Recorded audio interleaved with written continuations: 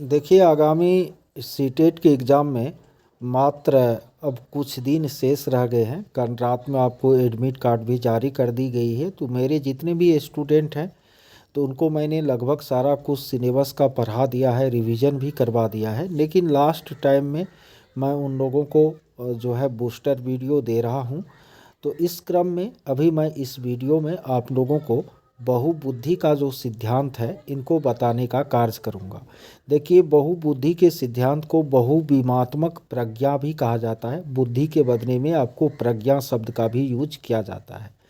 बहुबुद्धि का सिद्धांत जो है हॉवर्ड गार्डनर ने दिया। बहुबुद्धि का सिद्धांत हॉवर्ड गार्डनर ने दिया और इस सिद्धांत में उन्होंने 8 प्रकार की बुद्धि को बतलाने का कार्य किया। ये जो 8 प्रकार की बुद्धि है उसमें भाषागत बुद्धि, तार्किक गणितीय बुद्धि, देशिक बुद्धि, उनके बाद आपको संगीतात्मक बुद्धि, शारीरिक गति संवेदी बुद्धि, अंतर्वैयक्तिक बुद्धि, अंतःवैयक्तिक बुद्धि, प्रकृतिवादी बुद्धि, ये आपको 8 प्रकार है जिसकी चर्चा गार्डनर ने अपने सिद्धांत में की है। गार्डनर ने जो बहुबुद्धि का सिद्धांत दिया है उनमें उन्होंने कुछ तथ्य बतलाए हैं। उन तथ्यों को आप लोगों को याद रखना है। पहला, गार्डनर ने कहा है कि बुद्धि का कोई एक खास तत्व नहीं होता, बल्कि बुद्धि जो है अलग अलग प्रकार के होते हैं, भिन्न भिन्न प्रकार के बुद्धियों का अस्तित्व होता है। दूसरी बात उन्होंने कही है कि प्रत्येक बुद्धि जो है एक दूसरे से स्वतंत्र होकर के कार्य करती है। इसका अर्थ यह है कि किसी व्यक्ति में कोई एक बुद्धि यदि अधिक मात्रा में है तो यह जरूरी नहीं है कि दूसरी बुद्धि भी अधिक मात्रा में होगी।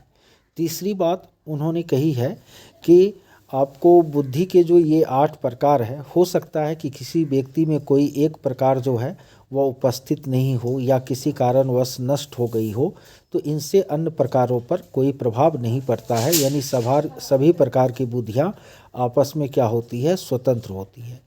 चौथी बात उसने कही है कि किसी भी समस्या का समाधान खोजने के लिए अलग अलग बुद्धि जो है आपस में क्या करती है, अंतःक्रिया करती है। फलस्वरूप किसी समस्या का जो है आपको लोग समाधान कर पाते हैं। ठीक है।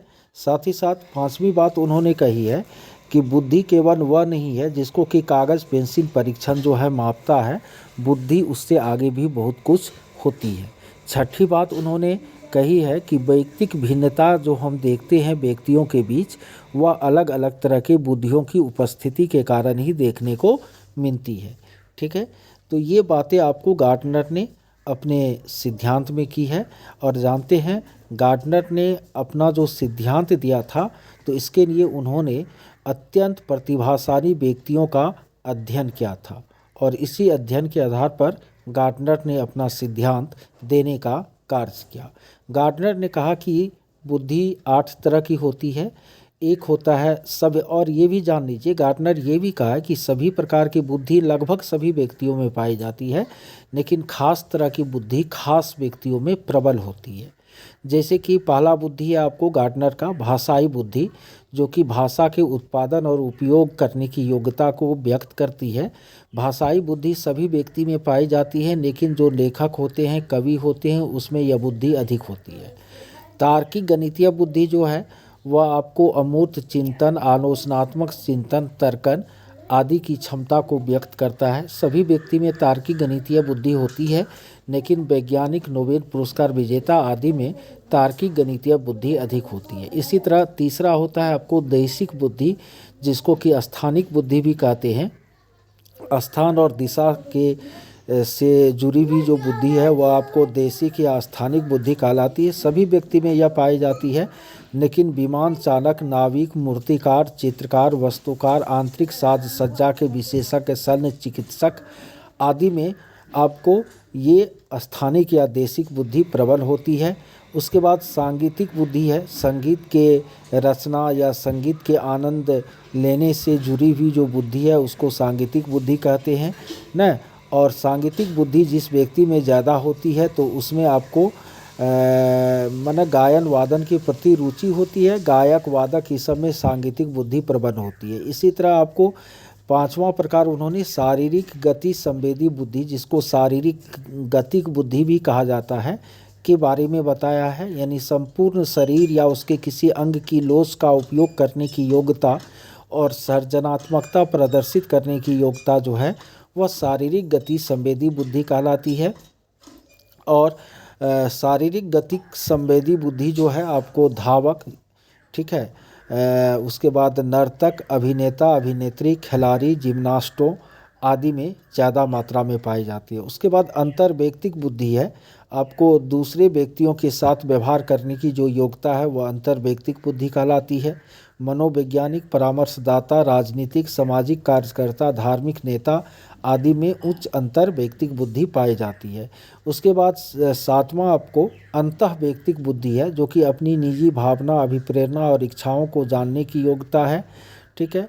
सभी व्यक्तियों में यह बुद्धि पाई जाती है, लेकिन आपको जो थोड़ा गंभीर लोग होते हैं, शिक्षक आदि, इस सब में आपको अंतः व्यक्तिक बुद्धि ज़्यादा प्रबल होती है। और लास्ट में आठवां उन्होंने प्रकृतिवादी बुद्धि बताया है। प्रकृतिवादी बुद्धि में उन्होंने कहा है कि प्रकृति से में जो सौंदर्य छुपा हुआ है उस सौंदर्य को पहचानने की जो योग्यता है वो प्रकृतिवादी बुद्धि कहलाती है। शिकारी, किसान, पर्यटक, वनस्पति विज्ञानी, प्राणी विज्ञानी, पक्षी विज्ञानी आदि में आपको प्रतिभा माने प्रकृतिवादी बुद्धि या प्राकृतिक बुद्धि जो है वह प्रबल मात्रा में होती है।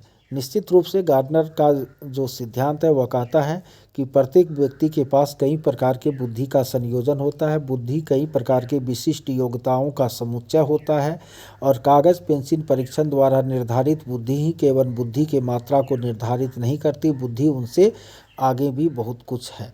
तो ये गार्डनर का जो बहुबुद्धि का सिद्धांत है ये आप लोग याद रखिएगा, इस बार के एग्ज़ाम की दृष्टि से काफ़ी इम्पोर्टेंट है ये चीज़। और भी मैं बूस्टर वीडियो समय समय पर जो है दूंगा और जल्दी ही अपलोड करूंगा। ठीक है, धन्यवाद।